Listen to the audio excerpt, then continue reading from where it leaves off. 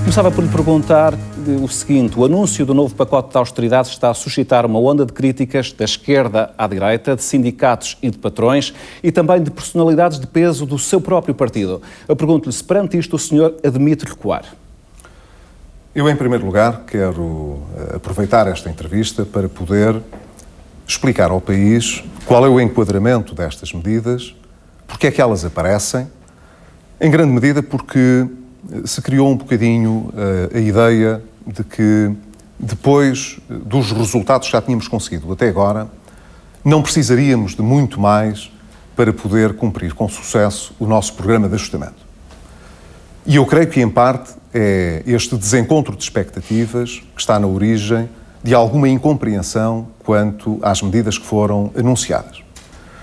Mas eu acho que é importante começarmos pelo princípio. Portugal estava, há um ano atrás, a um passo da bancarrota. Teve, por essa razão, de pedir um empréstimo externo que, no caso concreto, foi obtido através dos nossos parceiros europeus e do Fundo Monetário Internacional. Sem esse empréstimo, Portugal não teria condições para poder pagar salários, pensões ou as funções sociais do Estado mais relevantes. Por essa razão, apesar de ser líder do maior partido da oposição, na altura subscrevi o memorando de entendimento, o programa de ajustamento, que permitiu que Portugal não entrasse na bancarrota e pudesse ter acesso a financiamento. Desde então, o Governo empenhou-se em executar esse programa de modo a garantir, em primeiro lugar, esse financiamento, porque ele era condicionado aos resultados que fôssemos obtendo, e, em simultâneo, em garantir que os principais desequilíbrios na economia portuguesa pudessem ir sendo corrigidos, de modo a que, no final desse programa, nós pudéssemos recuperar a nossa independência em termos financeiros e orçamentais. Esse programa foi, até hoje, alvo de 5 exames regulares, de 3 em 3 meses. A nossa condição de partida era uma condição bastante adversa e mais adversa do que aquela que estava implícita no memorando de entendimento. Acho que é importante os portugueses terem uma noção adequada desta matéria.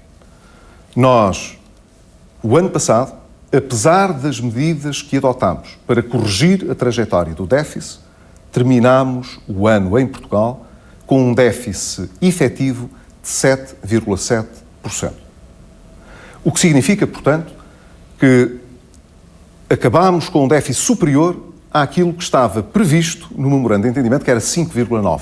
Portanto, está a dizer que no ano passado percebeu que este ano não iria cumprir o déficit. É isso que me está a dizer? Não, estou a dizer que as condições que tivemos de adotar para que Portugal pudesse, logo no primeiro exame regular, não ter o seu programa chumbado, na medida em que iria falhar logo de início, era adotar mais medidas e adotar um programa para 2013 também e 2012 mais exigente do que estava previsto. Os portugueses, como o senhor já reconheceu, ficaram surpreendidos com a decisão do Governo de apresentar este novo pacote de austeridade. Perante as críticas que foram feitas de tantos setores e do seu próprio partido, o senhor pode ou não reponderar as medidas que foram apresentadas, pode recuar em algumas delas?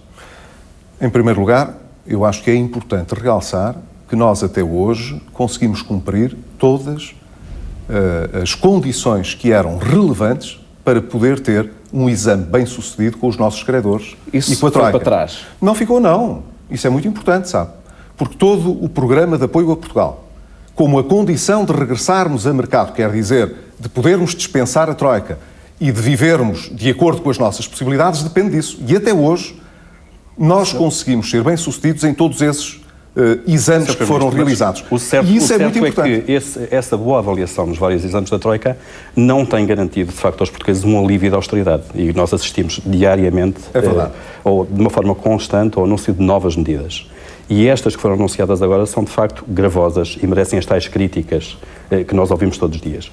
Está disposto ou disponível para repensar e recuar nestas medidas ou não? As medidas que nós acordámos com a Troika são necessárias para que Portugal possa cumprir o seu programa. Julgo que é muito importante mesmo que o país tenha disto uma informação transparente. não o quero dizer com mais solenidade do que é devida, mas os portugueses sabem que eu não faço exercícios cor-de-rosa e não faço exercícios de autoridade por gosto de fazer exercícios de autoridade.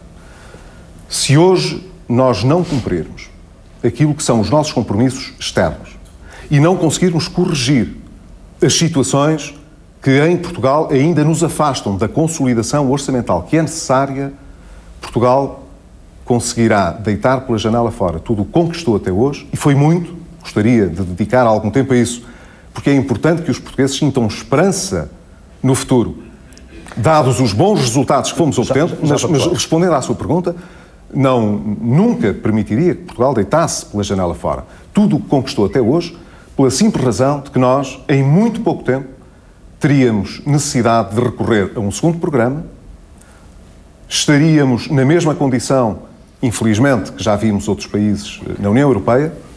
Não vai recuar, então? Acha que esta medida é absolutamente essencial? Deixe-me responder.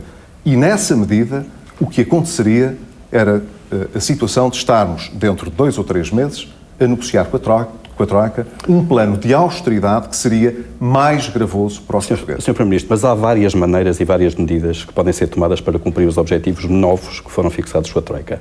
Em relação a esta medida concreta da redução da taxa social única financiada com descontos aos trabalhadores, está ou não disponível para recuar e para repensar a medida?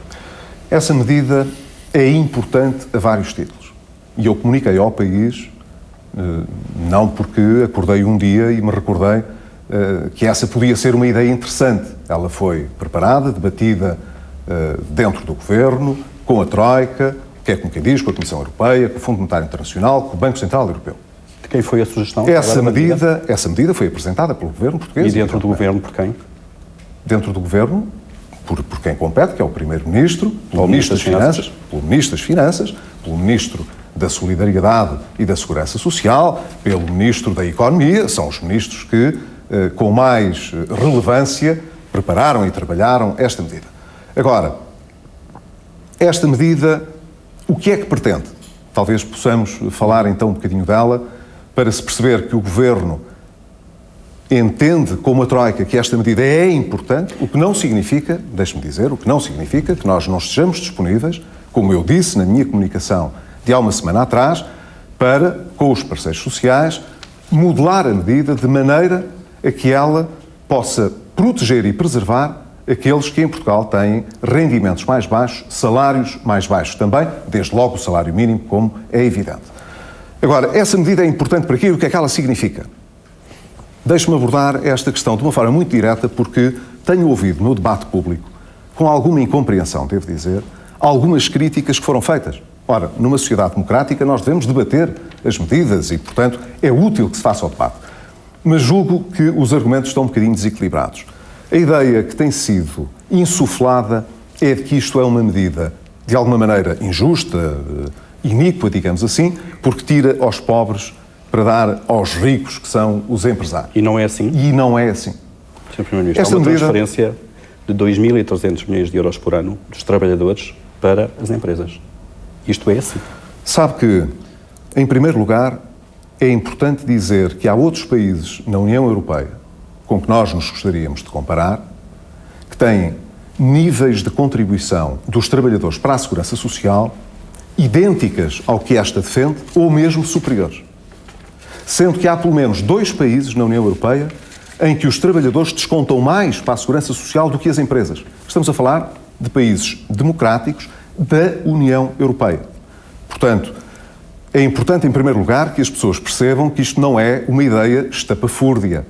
É uma ideia que outros países na União Europeia têm. Posso só interrompê-lo, porque há exatamente um ano, também nesta sala, fiz uma entrevista e o senhor respondeu-me o seguinte sobre essa possibilidade. Disse nessa altura, sobre a possibilidade de introduzir a taxa social única, disse: não aceitamos trazer para Portugal uma espécie de laboratório de medidas radicais. Usando as suas próprias palavras, eu perguntava-lhe se esta não é uma medida radical. Eu julgo que não, porque ela foi preparada... Portanto, o senhor mudou de ideias sobre esta medida? Não, peço desculpa. A ideia de que nós precisamos de fazer o que esta medida também permite, que é uma desvalorização fiscal, estava prevista no memorando de entendimento que Portugal assinou com a Troika E estava no programa eleitoral do meu partido. Mas depois, Sr. Primeiro-Ministro, vou só interrompê-lo para lhe dizer o seguinte: depois disso, quando o senhor chegou ao poder, encomendou um estudo ao Banco de Portugal e ao Ministério das Finanças e, de acordo com esse estudo, na sua página 3, concluiu o seguinte: a desvalorização fiscal não tem por si só quaisquer impactos nas características estruturais da economia. E o impacto inicial desta medida é recessivo. E por essa razão o Governo deixou cair a baixa da TSU prometido na campanha. Peço desculpa, portanto, a minha pergunta mas não foi assim. Se mudou de opinião? Não, posso dizer. A medida que estava inicialmente desenhada para responder a esta necessidade de fazer uma desvalorização fiscal era uma baixa da TSU suportada por um aumento do IVA. E foi isso que foi estudado na altura. Ora, Portugal não tinha, e eu disse isso, Portugal não tinha naquela altura, em que fez o maior reajustamento de que há memória nas taxas, nas tabelas do IVA, não tinha nenhuma possibilidade de criar ainda uma almofada de aumento do IVA que suportasse uma descida significativa da TSU. Ora, estas medidas, como esses estudos que o senhor citou, comprovam, só têm alguma efetividade se realmente corresponderem a uma descida acentuada da TSU para as empresas, que é como quem diz, se proporcionarem que os custos do trabalho diminuam de facto. Ninguém esperava que isso fosse à custa da contribuição dos trabalhadores. Essa que foi a grande surpresa desta medida. Exatamente. E isso é que está a ser considerado moralmente atacável. Mas repare que, em primeiro lugar, quando nós olhamos para o universo dos trabalhadores, que é um universo mais pequeno que o dos consumidores, estamos a pensar numa medida que pode funcionar de uma forma menos cega. Porque, apesar de ambas serem uma taxa, o IVA é uma taxa fixa, embora tenha realmente 3 taxas, porque há uma intermédia, uma normal e uma reduzida. Mas não deixam cada uma delas de ser taxas que são cegas para toda a gente. Quer dizer, quer os ricos, quer os pobres, pagam exatamente o mesmo pelos bens que consomem a bens diferentes. Esta medida permitirá, no caso dos trabalhadores, nós discriminarmos positivamente aqueles que têm menos rendimentos e, portanto, que têm salários mais baixos. Sr. Primeiro-Ministro, mas os cidadãos têm mais defesa perante o aumento do IVA porque podem recompor o seu consumo, podem comprar produtos de valor inferior, isto é, têm mais defesa para o seu orçamento do que um corte à cabeça de 7% no mínimo no salário líquido. É verdade que existe uma forma de excluir os consumidores mais facilmente do consumo do que relativamente à taxa social única, eu isso concordo. Mas deixe-me dizer o seguinte: uma desvalorização fiscal como esta que estava prevista no nosso memorando de entendimento pretende fazer uma coisa que aqui há muitos anos, não sei se recordam, era o Dr. Mário Soares, Primeiro-Ministro, se fez justamente no âmbito de um acordo com o Fundo Monetário Internacional. Desvalorização cambial. Desvalorização cambial. Que agora não podemos fazer. E agora não temos porque não temos moeda. Deixe-me dizer, nessa altura, o que Portugal fez, e com muito sucesso, foi desvalorizar a sua moeda e, com isso, desvalorizar os salários de todos os trabalhadores, fossem eles trabalhadores de elevados rendimentos ou trabalhadores com o salário mínimo. A perda de poder de compra, na altura, foi cerca de 20%. 20%. Mas não há dúvida que a medida foi muito objetiva. O Dr. Mário Soares, evidentemente, coitado, era Primeiro-Ministro na altura, deu a cara pela medida. Aquilo foi uma medida difícil de aceitar pela maior parte das pessoas, mas visava exatamente o mesmo que a nossa. Visava o quê? Aumentar o custo das importações e, portanto, reduzir a nossa dívida para com o exterior, facilitar as nossas exportações e, ao mesmo tempo, diminuir os custos reais do trabalho. Esta medida tem vantagem, que estamos agora a defender, tem vantagem sobre essa que foi feita na altura. Sabe porquê? Porque atua a longo prazo sobre a competitividade do país e sobre as empresas, na medida em que coloca, de facto, os custos do trabalho mais baixos em termos permanentes. Mas porquê que só o Governo é que consegue ver isto nesta medida?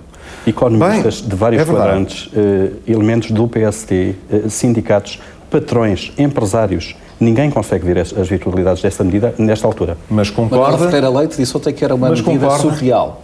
Mas concorda que é conversar que a gente se entende e é debater que a gente se entende numa sociedade democrática. Então está aberto, de facto, para discutir a medida. Em que moldes? Nos moldes seguintes, e deixe-me só finalizar, eu respondo à sua pergunta, mas deixe-me só finalizar isto que é muito importante. dado que ela tem um efeito melhor do que o da desvalorização cambial. Porquê? Porque a desvalorização cambial, passado pouco tempo, perde eficácia na medida em que as empresas deixam de ter essa facilidade artificial de ganharem competitividade. E passado pouco tempo, ou se desvaloriza outra vez a moeda, ou a competitividade vai embora.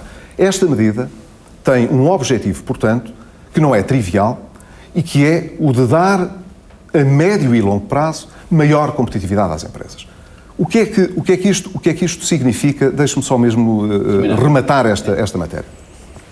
Significa que uma situação como aquela que nós temos, que é grave, e é importante que as pessoas percebam que é uma situação ainda de emergência, nós ainda não superámos essa emergência.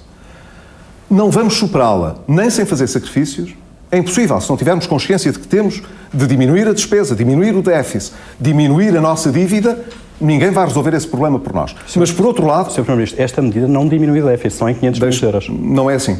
Só em 500 milhões de euros. Posso? Força. Também não é assim. Aproveito então para esclarecer.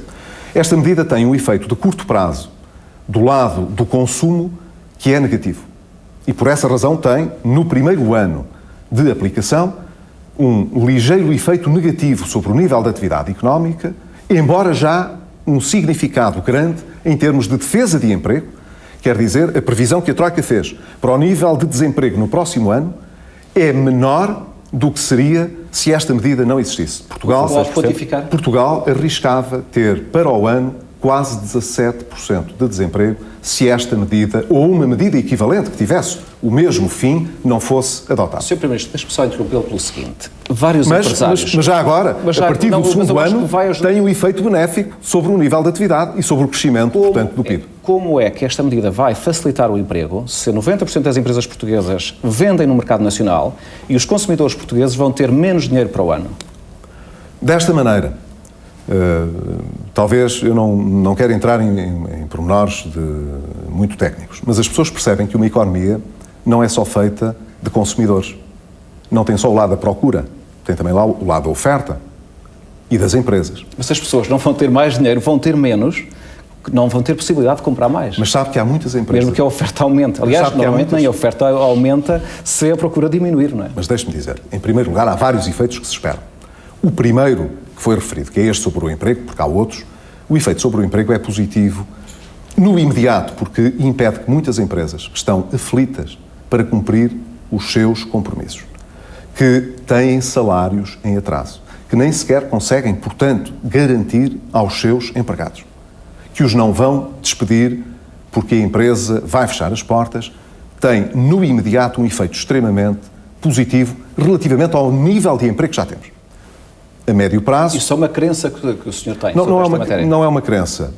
Evidentemente que não há... Eu só fiz esta pergunta pelo seguinte, Sr. Primeiro-Ministro. Tenho aqui 3 referências que eu ouvi nos últimos dias de pessoas que estão ligadas às empresas. A primeira é do presidente do maior grupo de calçado português, que disse o seguinte: nada me adianta que deixam a taxa social única se as pessoas não tiverem dinheiro para comprar sapatos. Uma outra referência é do Belmiro de Azevedo, o maior empregador português a seguir ao Estado, que diz o seguinte: quando se tira dinheiro ao povo, falta dinheiro para comprar coisas, quer seja na economia, quer seja nas empresas. Portanto, as pessoas que, à partida, mais poderiam beneficiar com esta medida, não acreditam nela. E, portanto, o que eu me pergunto é o seguinte: em que teoria económica é que assenta essa convicção de que esta medida irá facilitar o emprego? Num princípio muito simples. E por isso é que essas observações só são uma parte da realidade. Falta a outra parte da realidade. Ninguém que nos possa estar a ouvir acredita que seja indiferente para uma empresa que tem, ainda para mais, muitos trabalhadores, reduzir em quase 6% o custo do trabalho. Há de concordar que isso não faz sentido. Portanto, o que é que, quando cita essa observação, no fundo, reflete em termos de preocupação? Que as outras pessoas, os consumidores em geral, não tendo disponibilidade para comprar mais produtos, para consumir mais, as empresas vão resistir menos. Mas deixe-me dar um complemento a essa resposta e que serve bem, por exemplo, para o engenheiro Belmiro de Azevedo seguir. Se o engenheiro Belmiro de Azevedo está convencido que vai vender menos porque as pessoas têm menos capacidade para gastar, que aproveite a vantagem de ter menos custos sobre o seu pessoal para baixar os preços. Mas para baixar os preços não é à custa dos produtores primários. que ficam com as suas margens esmagadas quando, na competição entre grupos económicos, eles conseguem baixar os preços competitivamente para, evidentemente, cativar mais clientes. É possível baixar os preços. Eu tenho a certeza, porque há uma parte em que o Governo pode responder por isso, há vários segmentos da economia onde nós podemos garantir essa baixa de preços. Quer por via da regulação, quer por via do facto do Estado poder adotar essa solução. Dou-lhe um exemplo. Nos CTTs, trata-se de uma empresa pública que tem muitos trabalhadores. Não há nenhuma razão para que os serviços que são prestados pelos CTTs não baixem. Transportes públicos. Os transportes públicos têm também muito pessoal. Têm outras coisas, evidentemente, têm muitos equipamentos e isso tem também peso na formação das tarifas. Mas a folga... Conclua, por favor. Eu estou a tentar concluir dizendo que há aspectos em que o Estado diretamente pode garantir a baixa dos preços, há outros em que indiretamente, via reguladores, seja através da eletricidade, das comunicações, é possível baixar os preços na medida em que as empresas que não estão em competição no exterior estão no mercado protegido. Uma economia de mercado, como é que se faz isso na prática? O Governo vai andar a fiscalizar os preços dessas empresas no mercado? Na prática, isto faz-se de várias maneiras. No caso das empresas públicas, é mais simples porque é o Estado que decide, evidentemente. Nas áreas que estão reguladas, os preços não dependem estritamente, no âmbito da regulação, do fator trabalho, depende de outros aspectos, como é evidente. Mas na parte em que o fator trabalho contribui para a formação do preço, evidentemente que o regulador terá condições, eu garanto que terá condições, para que os preços possam refletir essa baixa de custos. E isso é muito importante, porque se nós conseguirmos que esses custos baixem, que esses preços baixem, em primeiro lugar, a redução real dos salários das famílias será menor do que parece, e em segundo lugar, todo o setor exportador beneficiará também dessa baixa de custos e, portanto, será mais competitivo. É justamente isto que a medida pretende alcançar. Sr. Primeiro-Ministro, duas perguntas. Agora, nós precisamos de a modelar de modo a garantir que aqueles que têm menos recursos, como de resto o Governo sempre fez, serão poupados a este ajustamento. E isso significa que a discriminação positiva que terá de ser conversada com os parceiros... Já vamos ver qual é a margem de manobra que o Governo tem para essa negociação. Eu gostava de entrar aqui no detalhe dessa medida. Como é que é possível cortar 7% de salários, aumentando a contribuição para a Segurança Social, da mesma maneira a um salário de 500 euros por mês ou de 5.000 euros por mês? Mas justamente não será assim, não é? Haverá uma progressão? É o que eu estou a dizer. Então vai ser como, Sr. Primeiro-Ministro? Vai ser de modo, como eu próprio disse, e depois o Ministro das Finanças teve a ocasião de repetir, nós teremos de ter o cuidado na modelação da medida, ou através de um crédito fiscal, ou através, eventualmente, se isso se revelar mais eficiente, através da diferenciação da própria taxa para a Segurança Social, garantir que os vencimentos, os ordenados mais baixos, não são afetados portanto, para os rendimentos mais baixos, o desconto poderá ser inferior a 7%. Senão seria tão injusto como a desvalorização cambial, que é cega e que realmente permite, ou que suportar a descida da TSU através do IVA. Porque essa é cega. Os consumidores pagam todos, independentemente dos seus rendimentos. E desta maneira, não. Nós criaremos uma forma de discriminar positivamente aqueles que têm rendimentos mais baixos, o que é essa forma socialmente está a ser trabalhada neste momento, ainda não está... Não a pode anunciar aqui como é que vai ser? Eu não a posso anunciar, nem devo, por uma razão que as pessoas percebem, porque eu demonstrei abertura, como deve fazer um governo aberto ao diálogo, para poder, em sede de negociação com os parceiros sociais, encontrar a forma mais adequada de proteger os rendimentos mais baixos. Os parceiros sociais não batem com a porta da concertação. Mas uma espero que não. Deixe-me dizer, eu espero que não. E, como Primeiro-Ministro, quero, de resto, salientar que até hoje nós temos tido, para efeitos externos, o que é extremamente relevante, mas também para efeitos internos, uma disponibilidade de muitos daqueles que têm responsabilidades nesse setor social para conseguir manter a concertação. Ainda ontem, por exemplo, foi fechado, ainda ontem, não foi há meio ano, ainda ontem, foi fechado um acordo para a reforma de todo o setor portuário, com vários sindicatos e com a própria UGT, e foi possível celebrar aquilo que era uma medida importante já esta noite, do nosso há exatamente uma hora, António José Seguro falou ao país e disse que o PS vai chumbar o próximo Orçamento de Estado. A minha pergunta é a seguinte: houve alguma tentativa por parte do seu governo de dialogar com o PS no sentido da formulação destas medidas? Eu informei o líder do Partido Socialista, como não podia deixar de ser, da comunicação que ia fazer ao país. Sexta-feira passada. E julgo que isso é importante na medida em que, como Primeiro-Ministro, eu devo respeitar os outros órgãos de soberania, que também não foram, evidentemente, apanhados desprevenidos, não seria possível assim. Pelo menos da minha parte, isso nunca sucederá. Informou-os no próprio dia? Nunca sucederá, e tive a ocasião de informar também o líder do Partido Socialista. Evidentemente, não vou referir agora qual foi a conversa que travámos, porque não devo fazê-lo, nem isso é relevante para o caso.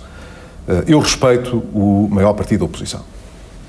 E, apesar de ter ficado, evidentemente, um pouco surpreendido com o tom que foi utilizado, com a agressividade que está a ser colocada na linguagem do próprio líder do Partido Socialista, cujo partido tem uma responsabilidade grande na situação que o país vive e que tem a pretensão de voltar a governar um dia e que, portanto, deve ser encarado por toda a gente como alguém que merece serenidade, tranquilidade e que mostra capacidade de chegar a entendimentos.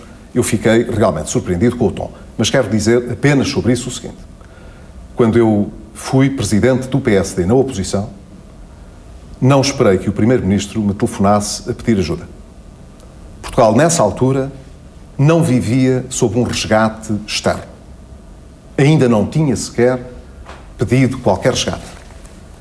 E fui eu que tomei a iniciativa, vendo a situação difícil que estava a viver na Europa e em Portugal também, de ligar ao então Primeiro-Ministro José Sócrates, dizendo-lhe que o PSD estava disponível... Sr. Primeiro-Ministro... Deixe-me concluir. Que o PSD estava disponível para ajudar o Governo a atingir as metas que eram necessárias para o país. Devo-lhe dizer que até hoje as conversas que tive com o líder do maior partido da oposição e as reuniões que tive com ele foram a meu pedido.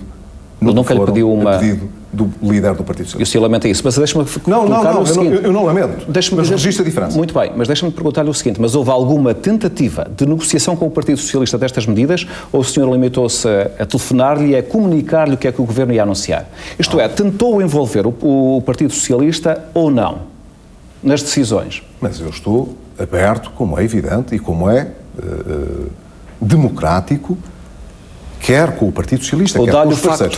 Quer com os parceiros. Mas não é questão de facto consumado. Eu lhe peço desculpa, estamos a inverter um bocadinho as coisas. O senhor acha que era praticável que eu estivesse a negociar previamente com os parceiros sociais ou com o Partido Socialista uma matéria que tenho também... Uma vez tem havido um consenso... Deixe-me só dizer que eu tenho de negociar com a própria Troika, mas mais...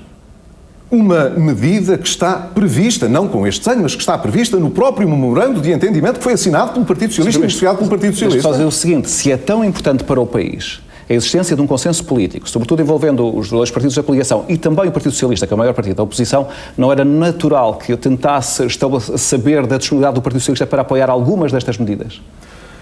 É muito difícil que essas matérias decorram nesses termos, pela simples razão de que quando um governo parte para uma negociação como aquela que teve com a Troika, em matéria de exame regular, possa antecipadamente ter todo o menu de medidas possíveis para a negociação. Nós partimos para este exame regular, deixe-me voltar a isso porque eu penso que seria muito mau que o país não se apercebesse da relevância do que se passou.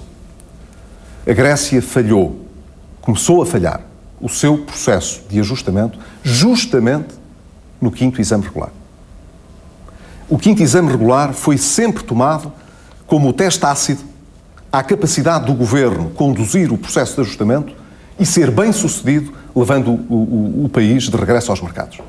E nós tivemos sucesso nesse exame. E devo dizer que foi a negociação mais dura que tive com a Troika desde que sou Primeiro-Ministro. Mas há uma coisa que lhe posso garantir. É que as declarações que foram feitas, quer pelo Presidente da Comissão Europeia, quer pelo Vice-Presidente da Comissão Europeia, quer pelo Fundo Monetário Internacional, apontam claramente para este resultado que eu acho que nos devia encher de orgulho porque as pessoas fizeram um esforço e um sacrifício muito grande para chegarmos aqui. E as pessoas, como o senhor já disse uma vez, sentiram no lombo esse sacrifício. Com certeza. Sabe o que é que foi dito por estas instituições?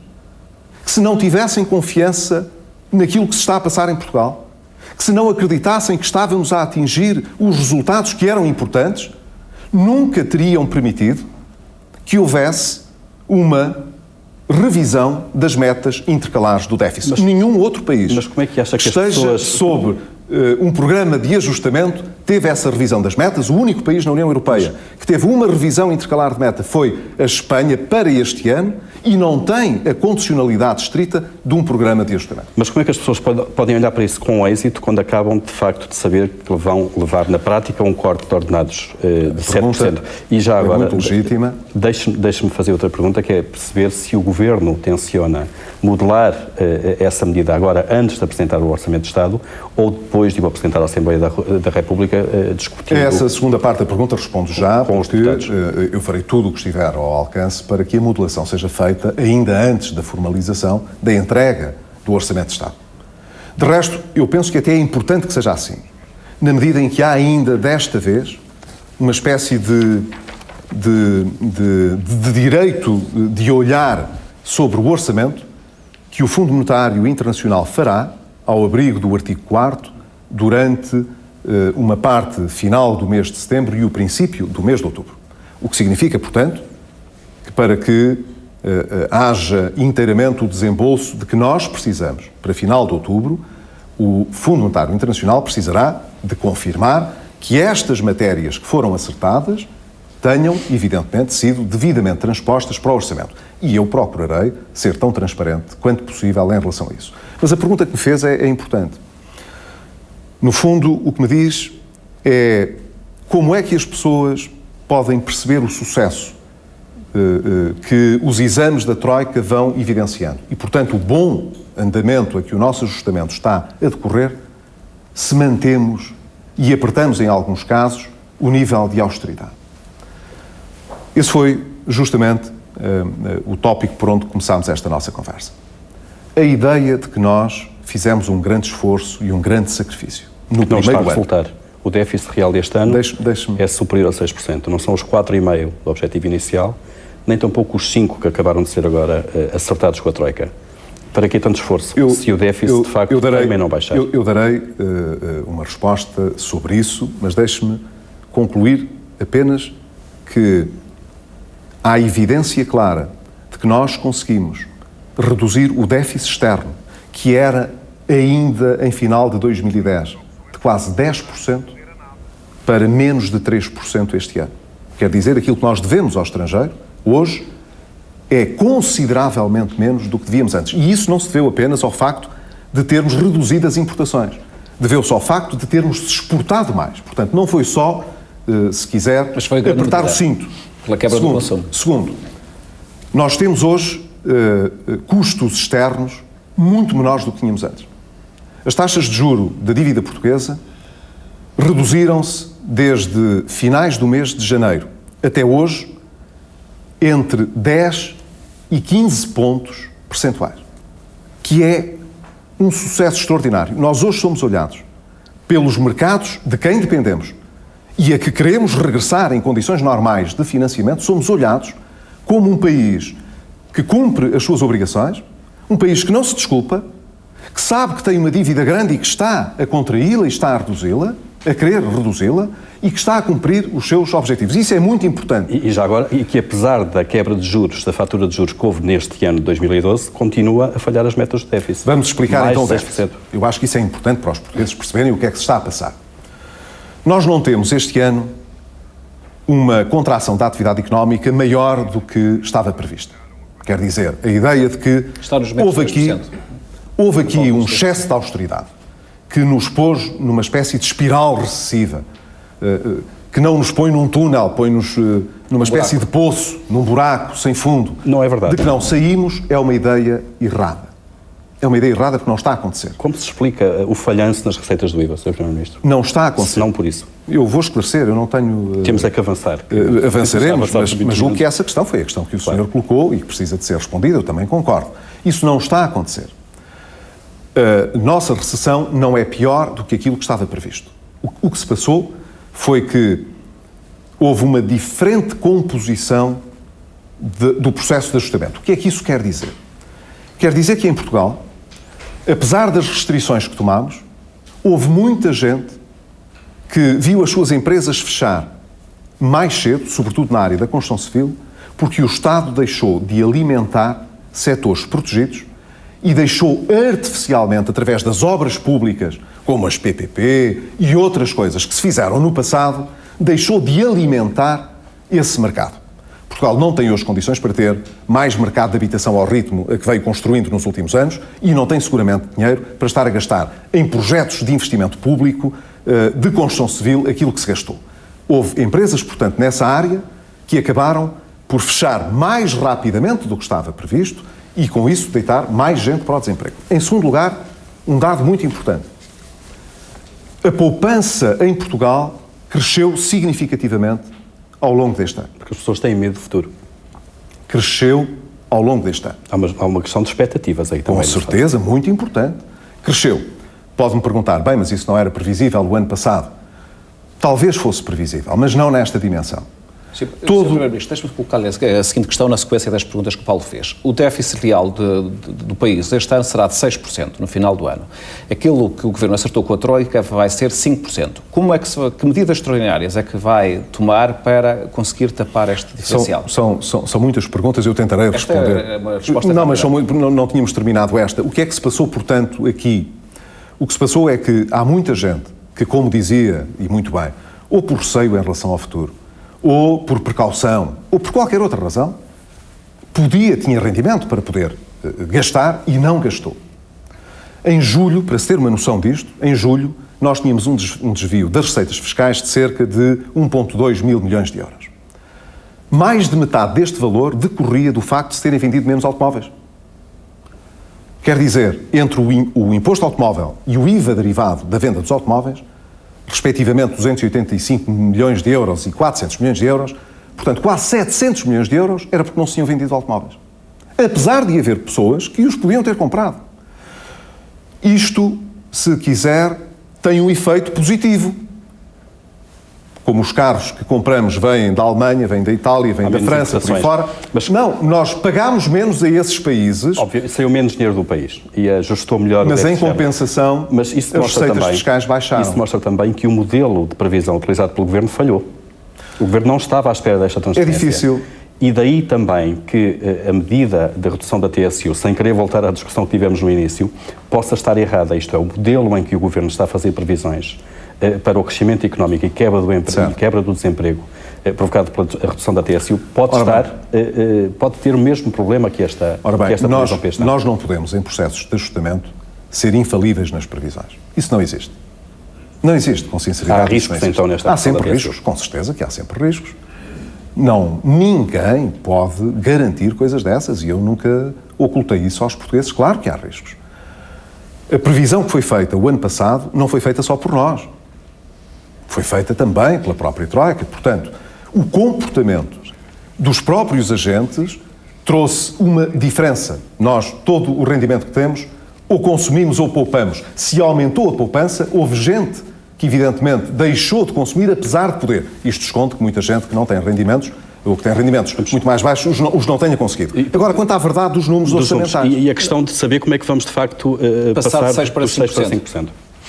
Com o quadro das medidas que foram tomadas e que incorporam já a correção que devia ser feita sobre o modelo de previsões que foi feito o ano passado, evidentemente. Nós, este ano, teremos reduzido o déficit real, se quiser, de 7,7% para 6%.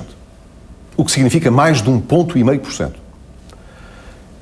E isso foi atingido, é importante também que os portugueses saibam, apesar das receitas estarem a cair e de termos mais despesa com a segurança social. O que significa, portanto, que o comportamento, o chamado corte da despesa que o Governo está a efetuar, está a pagar tudo isso. Quer dizer, está a ser suficientemente fundo para que, mesmo em contração da economia, com as receitas a cair e com a despesa social a aumentar, nós diminuirmos o déficit. O corte dos subsídios. Mas não me chegou a não é só isso. Vai, por exemplo, utilizar a concessão, o dinheiro que o Estado vai receber através, por exemplo, da concessão da ANA para pagar, como despesa extraordinária, como receita extraordinária para cumprir o déficit? O Sr. Ministro das Finanças já se referiu a esse aspecto e eu não tenciono... Mas não detalhou as medidas. É natural que não tenha detalhado tudo, mas, por exemplo, hoje em Conselho de Ministros foi comunicada a deliberação que eu autorizei ao Sr. Ministro das Finanças de simplesmente cortar mais 500 milhões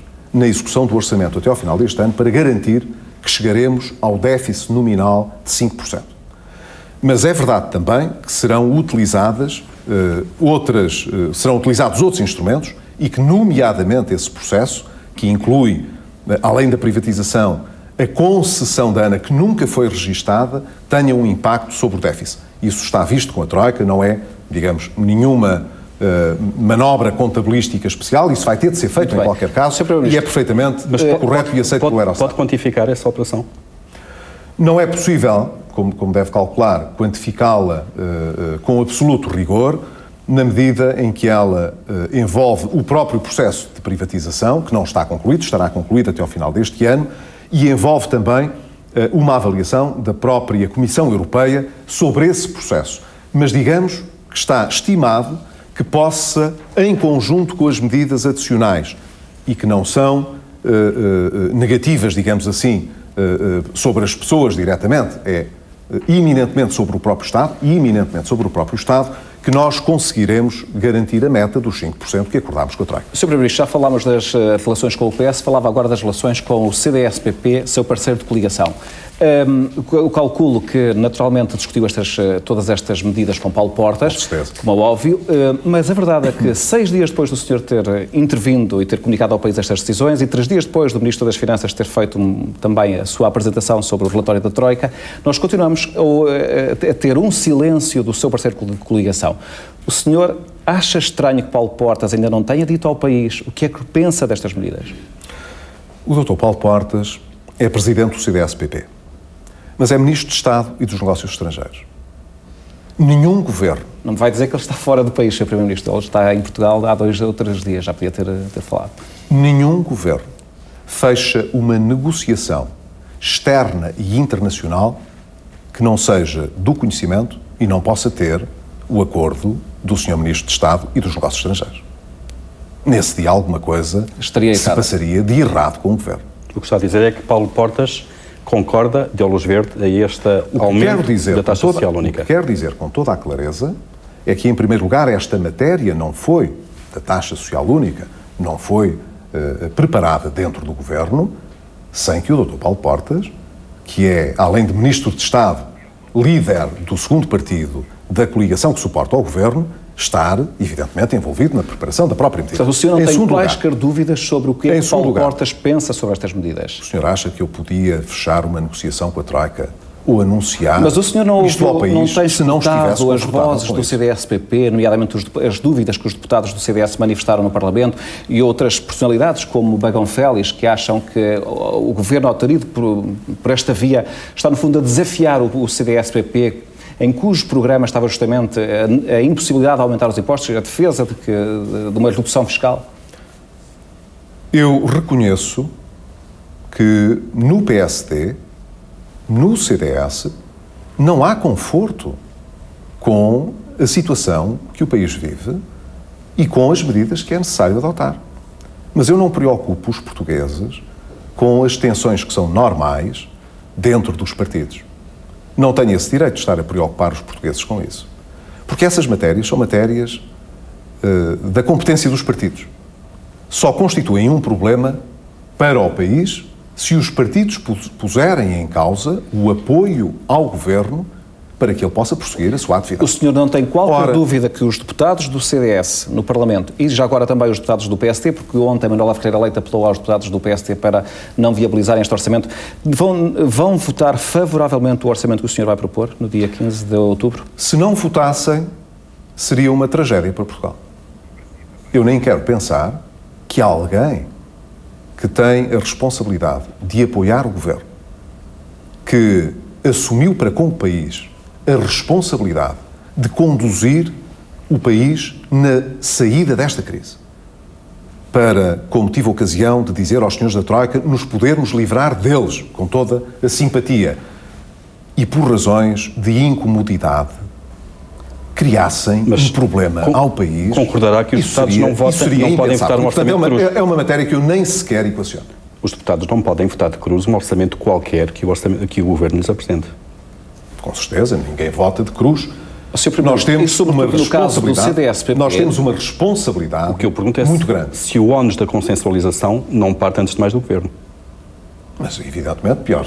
Então, teria algum sentido que o Governo não estivesse coeso nestas matérias? O senhor imagina... Limite-me a fazer a leitura das declarações públicas que ouço. O senhor imagina o que seria... Das bancadas parlamentares da maioria. O senhor imagina o que seria conduzir o país numa situação de tanta emergência como é esta?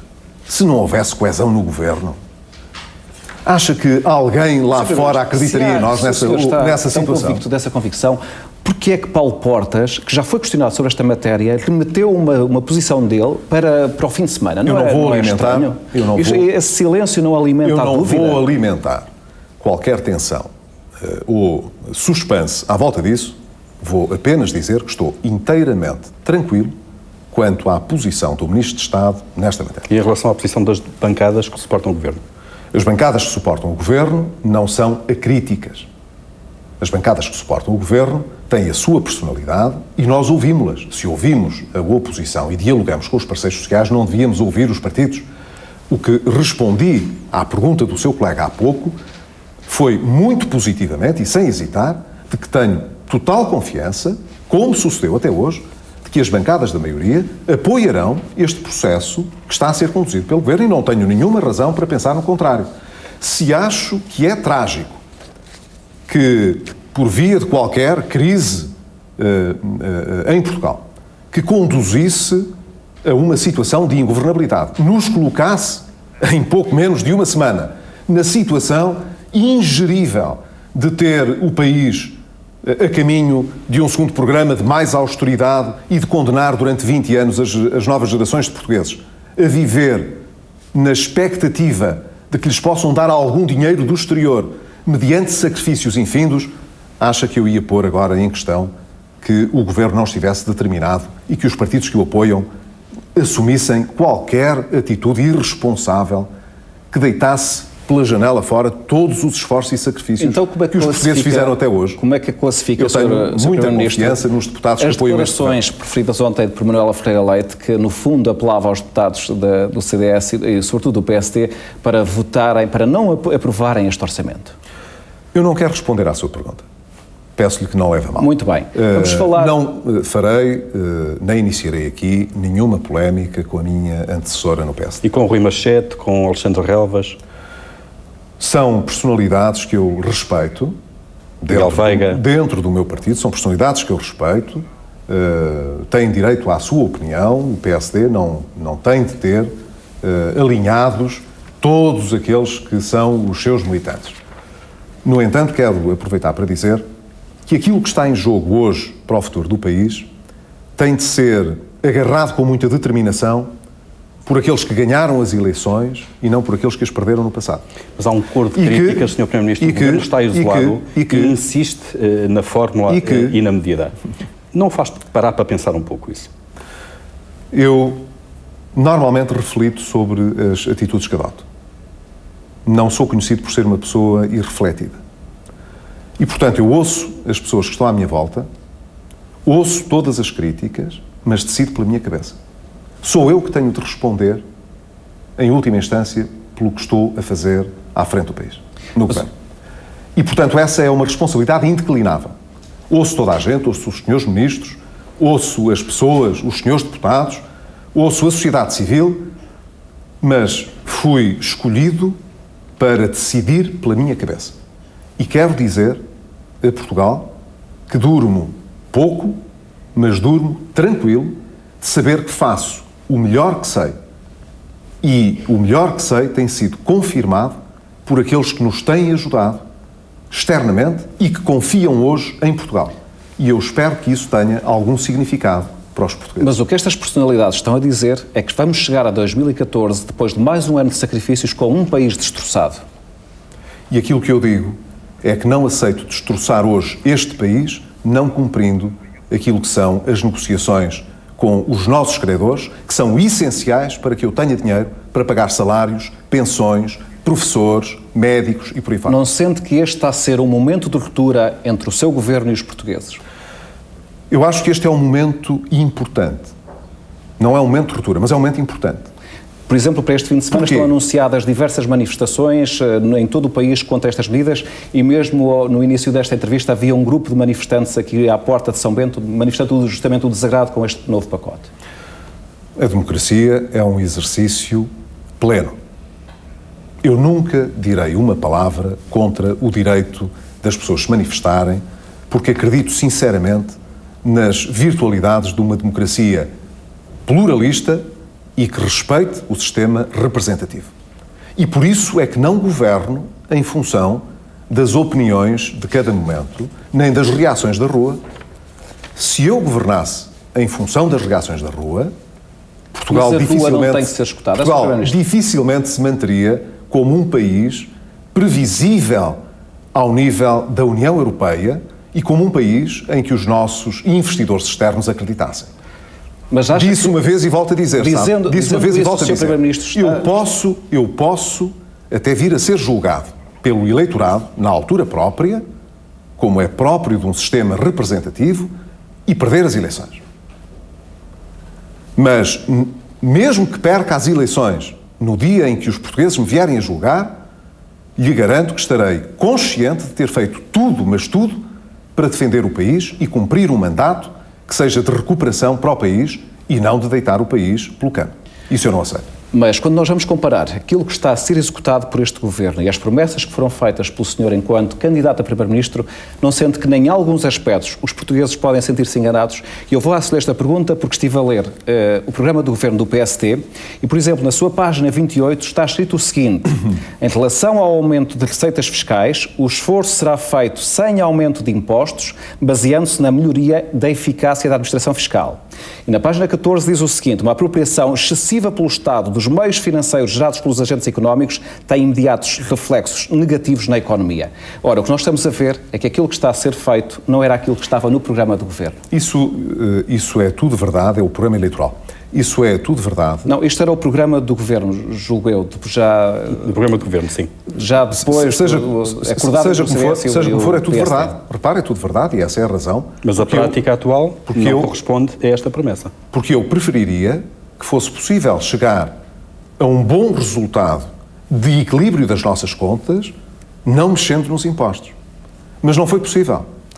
E eu tenho de ceder, sabe? Eu tenho de ceder à realidade. O Sr. Primeiro-Ministro só vai dizer que chegou a essa conclusão depois de ter chegado ao governo? A dimensão do esforço de consolidação que temos pela nossa frente durante estes 3 anos é muito maior, sim, do que aquele que estava declarado. Eu acho que isso é inequívoco. Ninguém de boa fé em Portugal poderá dizer que a situação que encontramos quando chegámos ao governo era aquela que estava descrita. Se fosse, não teria sido necessário adotar mais nenhuma medida. Além daquelas que estavam, evidentemente, no memorando da Troika. Mas a derrapagem também tem acontecido com este governo. Eu julgo que os portugueses... A derrapagem das contas orçamentais também tem acontecido com este governo, como vimos agora. O que mede... E o que as pessoas perguntam, já agora, Sr. Paulo Ferreira, o que mede é a vontade e a tenacidade de um governo em fazer a consolidação orçamental é a sua capacidade para cortar despesa. Que não tem cortado. Os impostos, como sabe, dependem do nível de atividade económica. Eu não decreto a receita que vou recolher. Mas posso responsabilizar... do Estado é que foram feitas este ano? Nós conseguimos, nos principais orçamentos, diminuir no primeiro semestre, até aos primeiros 7 meses do ano, conseguimos ficar cerca de 1.200 milhões abaixo da despesa que estava consentida no orçamento retificativo. Está a contar com a poupança em juros, que o Governo não controla? Significa... Não, estou a falar estou a falar de despesa primária. Estou a falar de despesa primária. Portanto, estou a falar de despesa sem juros. Muito bem. Despesa efetiva. E as pessoas sentem isso. Evidentemente que sentem. Eu dou-lhe um exemplo claro. Basta ouvir os setores que foram mais afetados pelas medidas para perceber. Nós, relativamente ao setor, só ao setor do medicamento, por exemplo, conseguimos reduções de despesa do Estado com os medicamentos e, ao mesmo tempo, dos portugueses com os medicamentos em mais de 350 milhões de euros. Nós conseguimos que todo o exercício, por exemplo, da saúde, que encolheu mais de 1.000 milhões de euros num ano, tenha conseguido ainda ganhar margem para poder pagar dívidas antigas que estavam nos hospitais. Mas não chega, como se está a ver.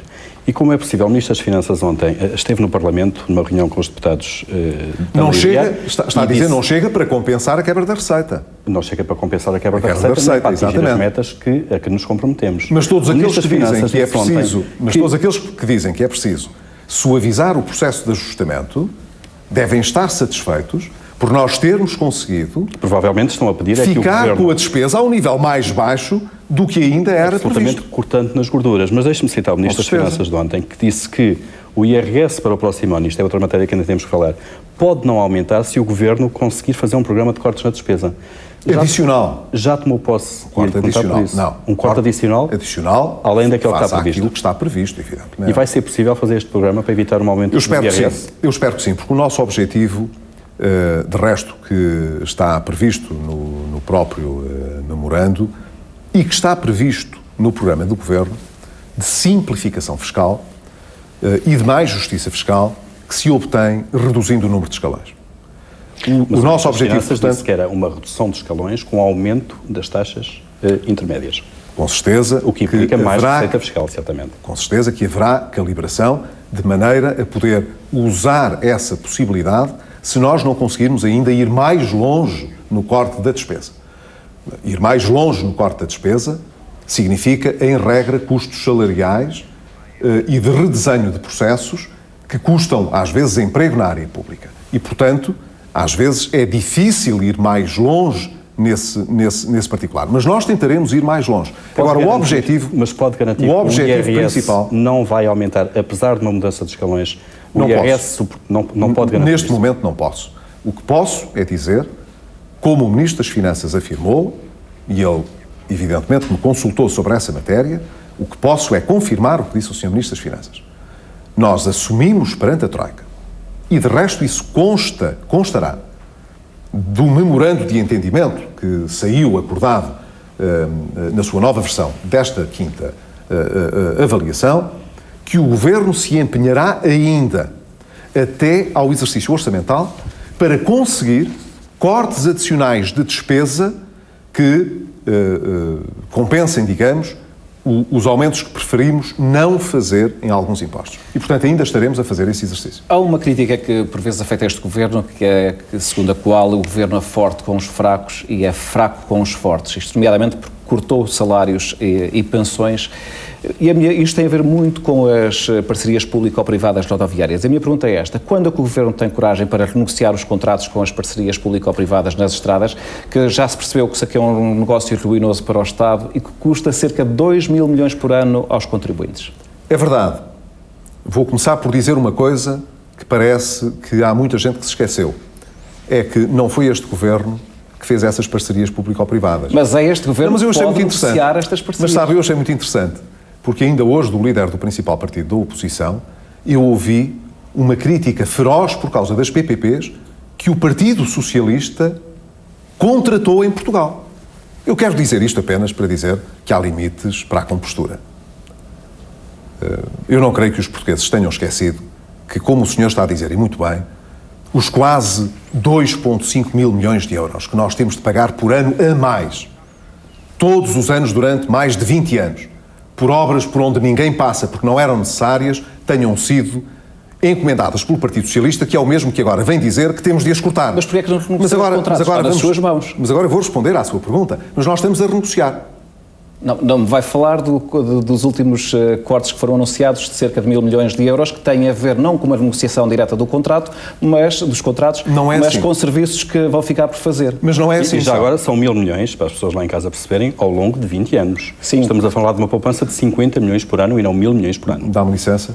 Quando nós falamos no valor que vamos ter de suportar durante muitos anos, fazemos uma conta que os economistas chamam de valor atual líquido. Valor atual líquido, quer dizer, descontamos tudo ao preço de hoje. Há ou não coragem política para renegociar estes contratos? E ao preço de hoje, nós reduzimos esses contratos que valem, deixe-me dizer, que valem perto de 8 mil milhões de euros em cerca de 1.000 milhões de euros. Eu só expliquei às pessoas, para as pessoas terem noção da diferença de esforços que são pedidos, neste caso, às empresas, 50 milhões por ano, e depois são pedidos, por exemplo, aos funcionários públicos mas não é assim, pensionistas. Deixe-me dizer, mas não é para assim. termos uma noção exata dos valores que estamos a falar. Assim. Mas então, vai fazer o quê, Sr. Primeiro-Ministro, para negociar estes contratos? Deixe-me então explicar, acho que é importante para as pessoas saberem. Não é assim, porque nós previmos que, no mínimo, nesta altura, com as negociações que já estão feitas, poder poupar no Estado, para o ano, em pagamentos aos concessionários, mais de 250 milhões de euros. Não é 50. No próprio ano. No próprio ano. Não é 50. É mais de 250. Mas eu julgo... Mas isto, Sr. Primeiro-Ministro, tem que clarificar esse ponto, que é para nós percebermos. Mas isso tem a ver com uma renegociação dos contratos ou que são serviços que estava previsto fazer e que não serão feitos? E, portanto, no fundo, as empresas não vão ter esse trabalho, portanto, não vão receber. Mas não há uma renegociação substancial do contrato. Estes contratos são muito complexos. E eu tentarei explicar aos portugueses que nos estão a ouvir o que significam as suas perguntas. Quando estas obras foram encomendadas, elas têm um valor de execução física da obra que tem de ser paga, e julgo que não passa pela cabeça a ninguém que o Estado diga agora que não vai pagar aquilo que contratou.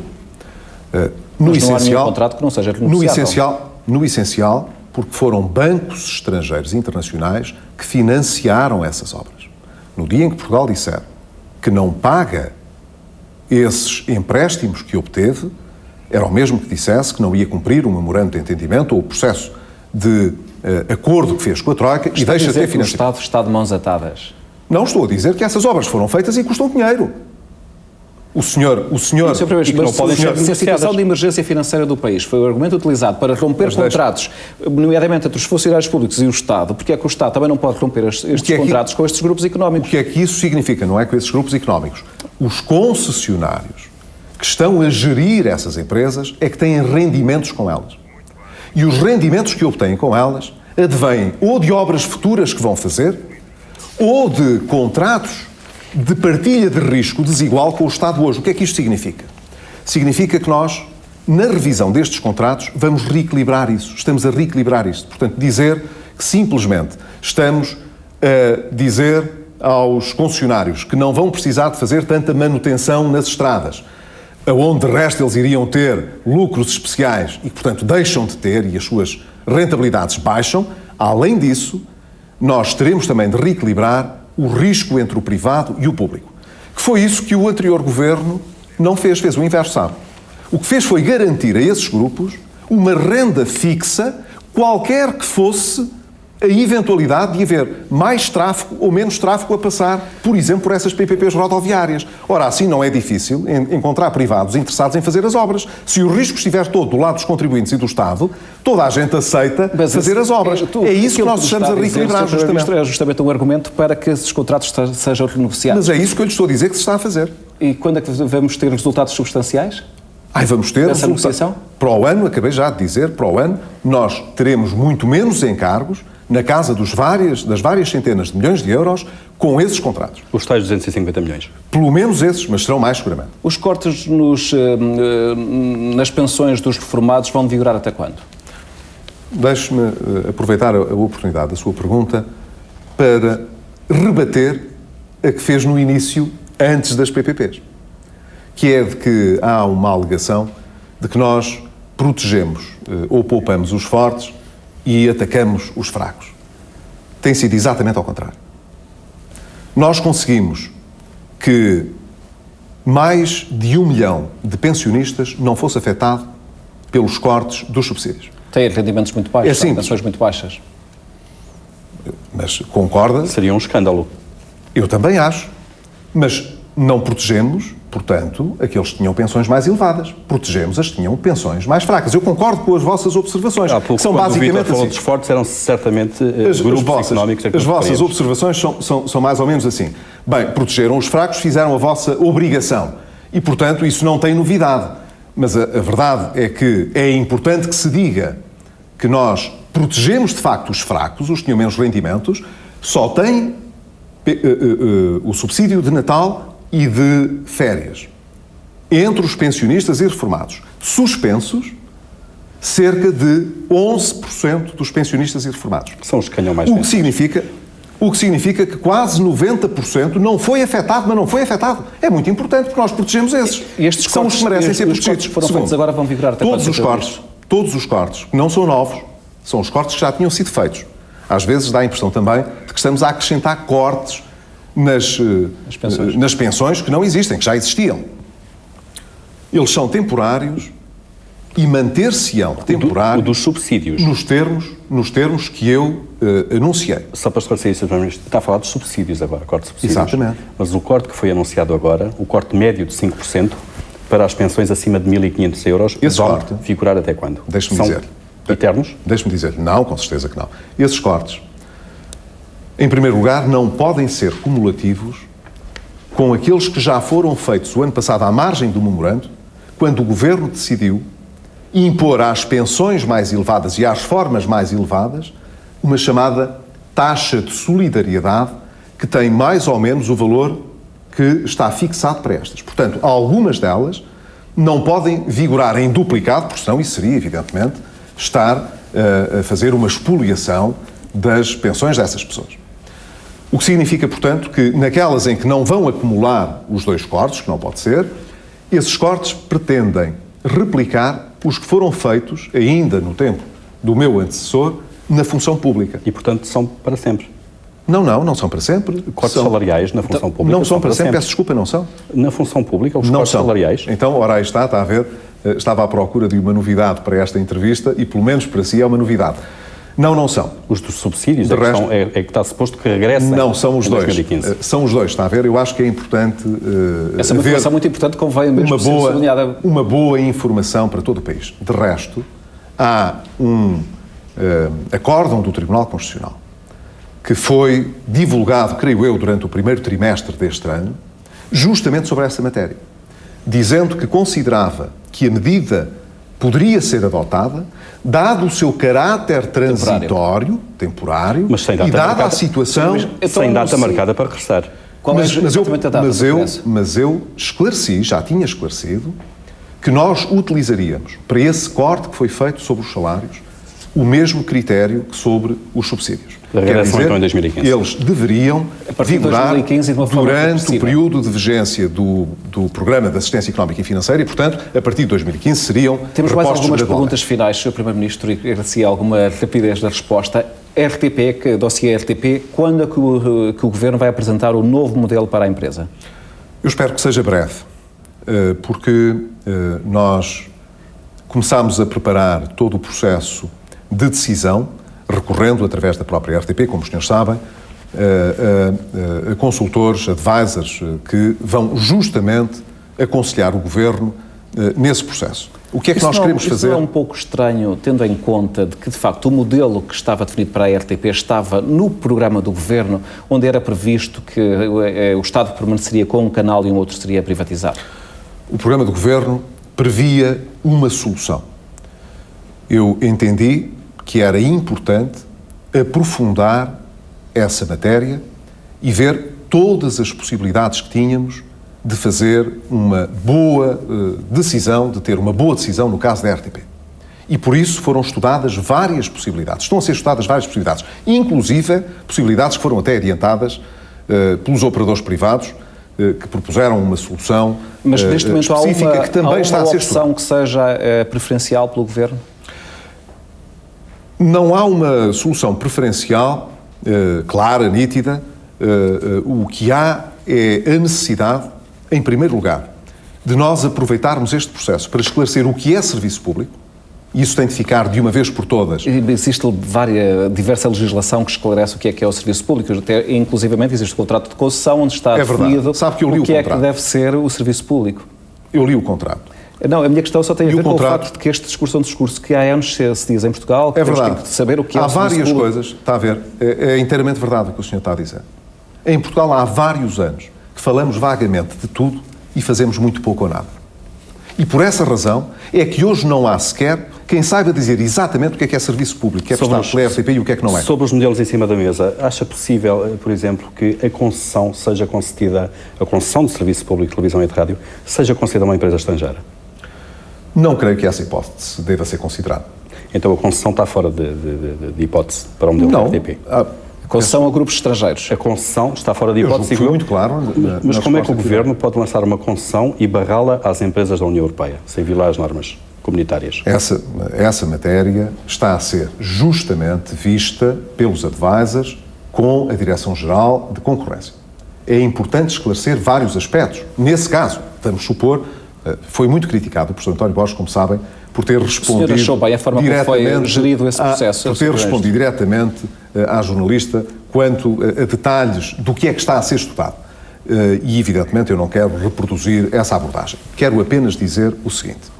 Há vários aspectos que têm de ser devidamente preparados, quer seja uma concessão, quer seja a privatização de um dos canais, quer seja qualquer outra solução das 6 que está em estudo.